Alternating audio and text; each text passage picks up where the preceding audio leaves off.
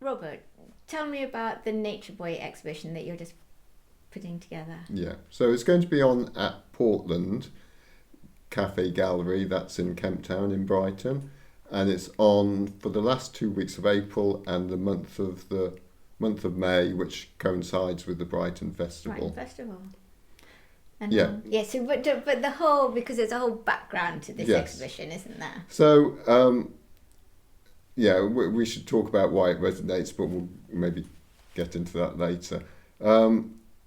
Is a kind of forgotten history, I think, and I think it's might be interesting to people. And it's more than the song, because it's more than the song. Most of us will think Nature Boy. I knew that song. Yeah. There was a boy. Da, da, da, da, da.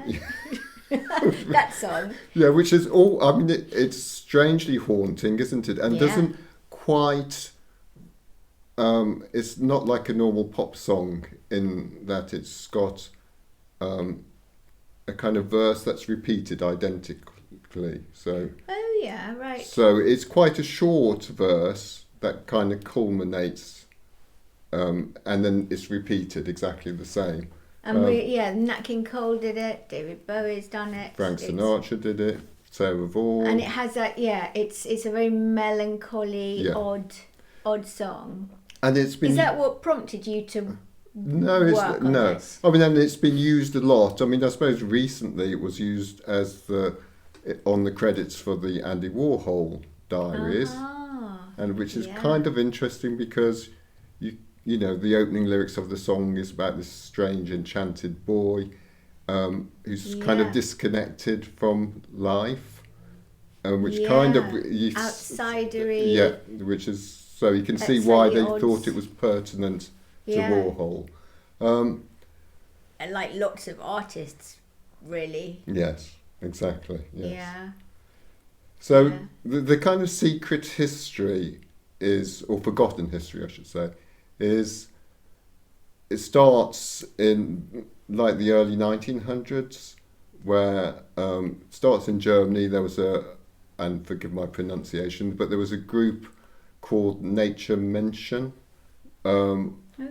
Which was a Back to Nature group. It means Child of Nature.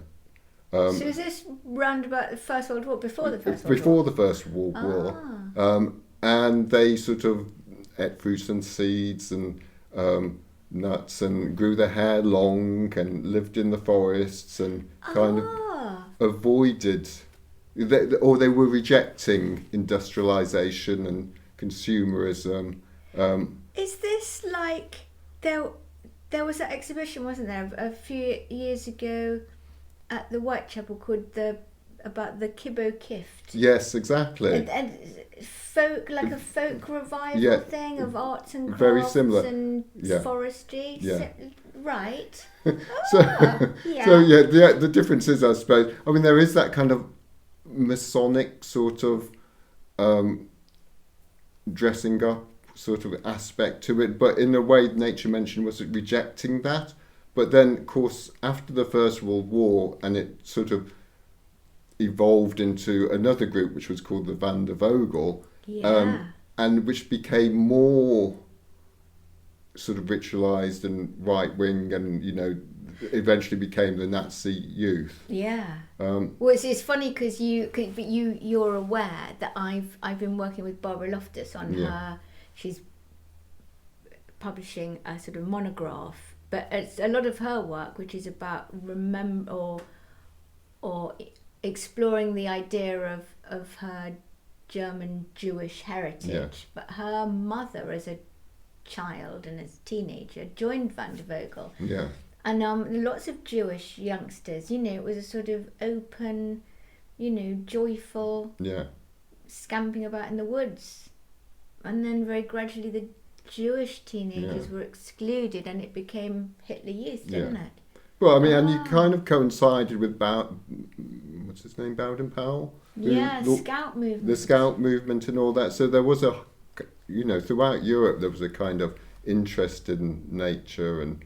Well, I suppose the post sort of industrial revolution, and I suppose cities were pretty smoky and full of factories, and it would have been kind of metropolis, wasn't yes, it? exactly. So I think parts of these, as the groups, especially in Germany, became more right-wing, certainly the Jewish children were kind of ostracized or didn't join or ousted from these groups.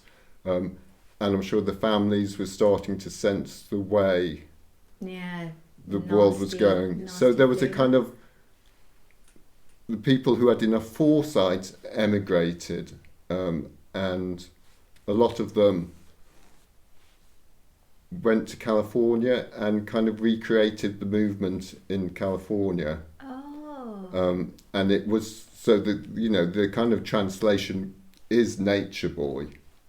Oh, so post-war America in California, is this a beatnik time? Well, no. So even time? Well, yeah. So even before, so after the first, so it's because it started. The first ones were kind of early 1900s in California, but sort of Jack Kerouac mentions them in On the Road, which was sort of 1940s. Yeah. And so they were even a thing back then, and they were kind of, in a way, local celebrities. They were mainly German. A lot of them were gay. They were artists. They were outsiders who kind of were reinventing themselves. Well, I suppose in an intolerant climate, if you can start your own safe space, place in landscape, and write and produce art and music, utter joy. Yeah, and you think about art, and you think about people like Georgia O'Keeffe living in the desert in New Mexico. It's a kind of common story about artists kind of moving away, and just really, in some senses, to have the space to create, and you know, you have to avoid other people. Sounds really familiar, doesn't it? Yes. I mean, on some really modest way, you know, us coming out to the sort of edges, you know, it's to try and find a space to work, sense of nature. So there's the theme is which is, I think, one of the reasons why it resonates is because it's a theme we feel in touch with, and that trying to conform is it's so difficult, isn't it? It's so difficult.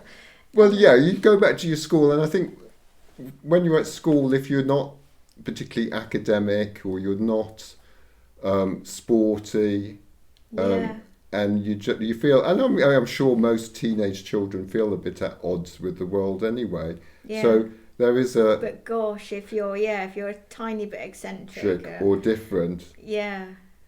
Or God forbid, And I'm sure, you know, nowadays with social media, there must be a lot of teenage children who feel like, how could they possibly fit in with this world of where everything has to be perfect and they have to look perfect, and, you know. Oh, so hard. So, but this is California. This is we decades before San Francisco and the sort of, you know, what we imagine being the sort of hippie movement. Yes. Then. But certainly some of the nature boys moved to San Francisco. There was one famous one called Gypsy Boots who opened a health food restaurant in San Francisco. Health food? Yes. Was it on top of, they were vegetarians, they were... Yes.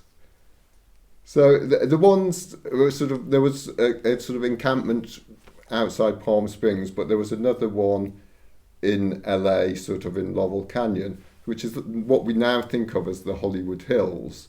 Yeah, but Joni Mitchell and... But back then was kind of a bit it was on the edges. It was a bit kind of woodsy, and people making cabins and living in a kind of creative sort of lifestyle. And it was the kind of start of the whole Laurel Canyon music scene, where people like Joni Mitchell, Bob Dylan, Crosby, Stills, Nash and Young all used to hang out, go round to each other's houses. Before they were famous. Do a bit of painting, write a few songs, and live this kind of hang out in this kind of artistic idyll. Like Vandervogel. Yes. Because you know, having worked on Barbara's book, I've seen photographs of her mother as a teenager, and they are literally they make a campfire, they have a guitar, they sit around, they sing kind of old folk songs, they'll have been telling each other stories, they were being hippies, weren't they? Yes, yeah. Yeah. So and then you think kind of, you know, going along with that 60s thing, we had the German poet Hermann Hesse, who was talking a lot about spirituality, and I think at the time there was a kind of rejection about conforming to any kind of Christian, you know. So there morality, so there was a kind of return. There was ideas about the Eastern mythology, mysticism or paganism, and you know, you were saying about the Sussex, sorry, what were they called? Well, the KIBBO KIFT. Yeah, there was a kind of pagan element to that as well, wasn't there? Well, I suppose that, I mean, just thinking personally about the sort of life that we try and have is to live a sort of, you know, it's a reasonably simple life where you can get on with your art projects and stuff, and you go for walks and ruminate. You know, you need you need and time be to a bit think melancholy sometimes and listen to you know songs, and you know but it's there's a great history of it. Yeah. And I'm guessing, I mean, there have always been exile. I mean, I personally haven't felt any strong sense of being, you know, exiled in any way. Yeah. But then you know, if you were Jewish or if you were gay or in that kind of time period.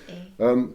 But I think also because the States represented the New World in a way, and people felt like they could go and just reinvent themselves, and they could have a different life. Fresh start, yeah. So Frontierland. I think a lot of that happened. Without judgment, without... So I think often they changed their name, changed the names, and kind of developed a new kind of... So who wrote Nature Boy? So and he was using the phrase Nature Boy that came from... But yes. So he was writing a song about... Yeah. So he was German extraction. His name was George McCraw, but he changed his name to Eden AHBEZ, and Eden was because California represented this kind of utopia, this beautiful landscape where they could live their kind of lives without judgment. And he always he wrote his name in lowercase because he said people didn't deserve to be capitalized. Which is nice. So it was all that kind of spiritual. So he worked in a health food restaurant called Eutrophion, which was on Laurel Canyon, and lived underneath the Hollywood sign in a little tent, and spent a lot of the time naked and playing his guitar and writing songs. So like the same, the German. Yeah. Vandervogel, the British KIBBO KIFT, and all growing out of the same kind of similar period. Yeah. The early 20th century. So he was writing songs, and he wrote a song about another nature boy called William Pester, who was known as the original hippie, the ground zero of hippies. Oh yeah. Who lived as a hermit outside Palm Springs. And they all, because they were kind of different to the mainstream at the time, they'd all become kind of local celebrities and appeared on TV a lot, and So like real eccentrics. Yes. And obviously they looked completely different because they had long hair, beards, they were half naked, they often wore sandals or no shoes at all. But I mean, just looking, I was going to say, you know, our early art school days. And I know it was the same for you because we've talked about it, but just, I don't know, backcombing our hair or you know, wearing the clothes we wore now, it doesn't look at all unusual. You see photographs of us as our young selves. But at the time, I can remember walking along Bletchley High Street and a car running really slowly alongside me, and all the lads inside sort of shouting at me. And they were so cross because I looked the way I did. How cross people felt if they saw something a bit different. Yeah. Now, of course, it's like, it looks quite conventional and But yeah, so it would have seemed unbelievably shocking, presumably, to see someone with long, and of course they were all draft dodgers as well to us, Well, because they'd escaped the wars in Europe. There's no why would you then sign up for another war? When you're living in the desert outside Palm Springs, you wouldn't. So William Pester, the original hippie, so he Eden AHBEZ knew about him, or knew him actually, and he was a bit of a mentor, and he wrote the song Nature Boy about him, and then because he lived underneath a Hollywood sign and he was on TV a lot and stuff, he knew a lot of celebrities, and he managed to speak to Nat King Cole and gave him the song, and Nat King Cole sat on it for a year before he actually realised how good it was, and because it's and then released it as a single, and then of course it became an international hit and covered. So did he become hugely wealthy as a result of it? He must have done. He did, and he wrote a lot of other songs as well and released albums, so he was a talented songwriter, but that particular song there was a legal suit against him from a Yiddish composer who said it was that he'd borrowed the song, and he said the song came to him in a dream, and maybe had heard the music, that refrain.